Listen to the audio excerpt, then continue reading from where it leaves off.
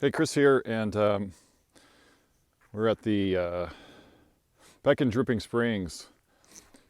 We have a family out here, my mother's place, and I'm going to take a quick walk and look at the devastation all around us from droughted trees and ice. Here we go. Okay, so I'm walking in the exterior of the lot real quick. This is my water tank. More on that in the future too. This is what everyone's seeing right now in Central Texas. We're just coming out of 2 days of an ice collection storm, mischaracterized by the National Weather Service and the local weather services, snow and freezing rain. It really was here, and still is, just, I don't know if you can see it, it's so fine, but the moisture that's falling, maybe we can capture a little bit of it here, is just teeny tiny dits and dots. And then it went below freezing. So both my nephew and I were out on the roads. The roads are dry as can be. The roads are in great shape. Roads have been built for, 32 degrees, 30 degrees, the kind of weather we had this last few days, even out in the rural country in Central Texas. We're out halfway to Dripping Springs, in Dripping Springs officially. But the roads have been freeze repellent for a long time. The asphalt is colored and mixed and angled so that moisture slides off of it and doesn't collect on top of it and doesn't form ice. And what we've done here is not pay attention to the fact that our trees have been in extreme drought now for too long.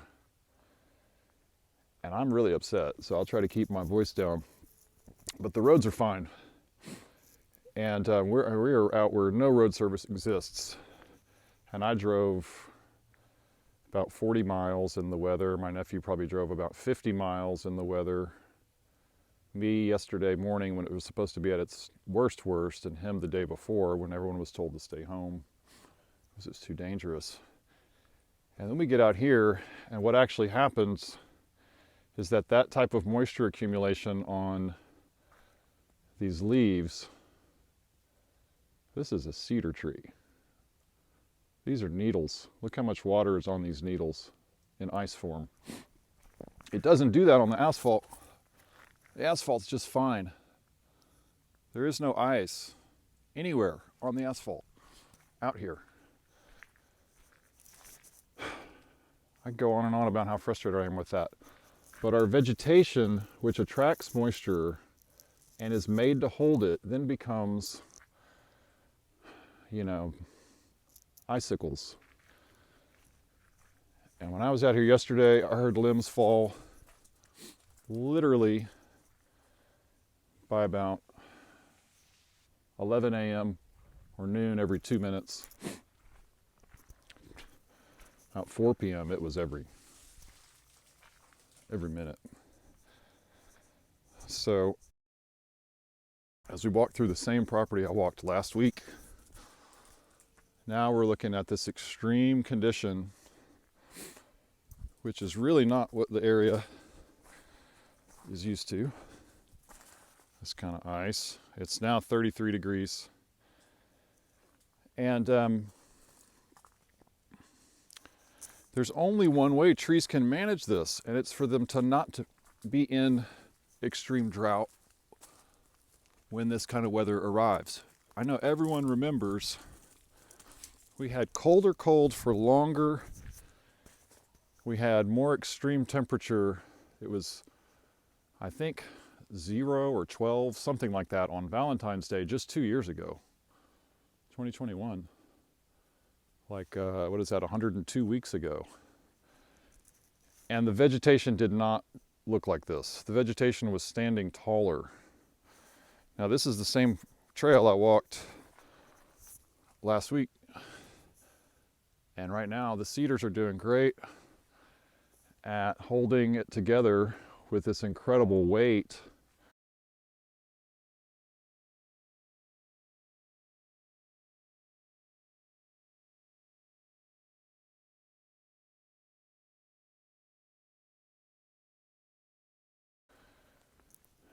But our deciduous trees are really getting ripped apart, which is the worst news, because the deciduous trees are the best at moisture capture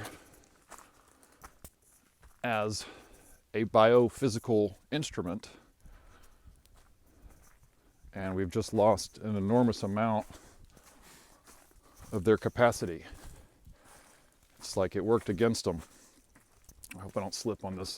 There's still ice on the deck up here because it's wooden and it's above ground. So everyone's seeing this now.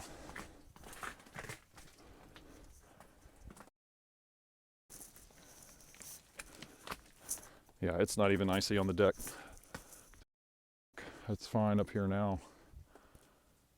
But we lost, you know, right over the deck here for her, the best deciduous tree.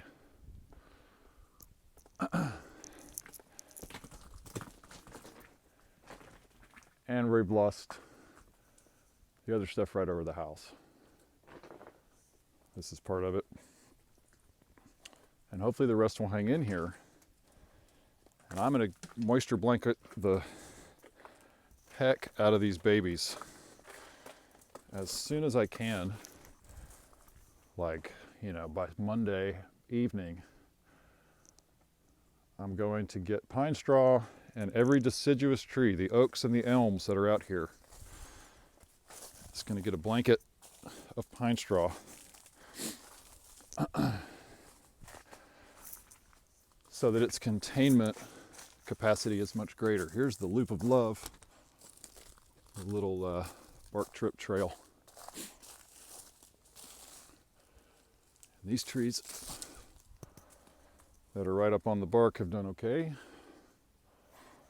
But our big elms over here that were our main moisture circulators in the backyard, we've lost a tremendous amount of leaf area in losing all these branches.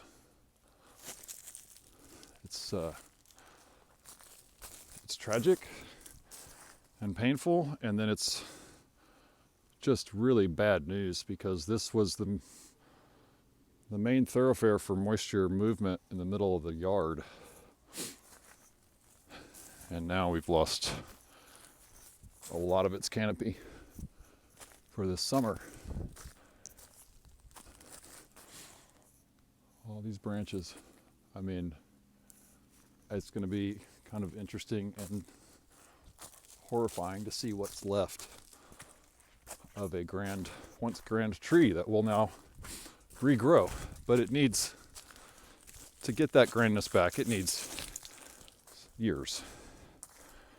Could be 5 or so to really come back into that kind of fruition. It could be much longer. It just depends on, you know, how it is and how things go. But I will aid that process to the best of my ability. Now this, through this moisture blanketing and continuing to terrace the yard, this slopey yard, so that we can build up the moisture battery. And I'm going to talk to people in the neighborhood. Get all that gone. Top of that tree. That was our big elm. But I'm going to talk to the neighborhood as soon as I can about doing the same thing, the pine straw blanket around the base of all the deciduous trees on the property. And now I'm going out into the wildflower field, which is almost, I may not be able to get to. Can't really get to it. But with the moisture blanket at the base of as many essentially oak trees out here as possible, not just in this yard, but ideally within, you know, by the end of the summer, we'll have a dozen or dozens of yards. Here's another one we lost. Big branches. Younger tree, just too dry to hang on. And next to it, the ones that I moisture blanketed I don't think this is the reason, but they did not break. And then the other one further out, this was our biggest tree in the septic field where the where I also can't get to today, but we lost a ton of that larger tree too because they're too dry. I hope I've repeated that enough for all the caring and concerned people that are listening. The only way to stop and reverse this extreme attrition problem is to nurture. There's more loss over there. More brick. Is to invest in this idea of moisture blanket. I will show that better because I'm going to be doing that real soon. So stay tuned for an action, easy to do. You can really do some things that'll just be a little bit of care for a tree that'll keep that moisture closer to its base, its trunk. And when we get this freeze again, or the opposite, the drought, it will be much better, I guess, positioned.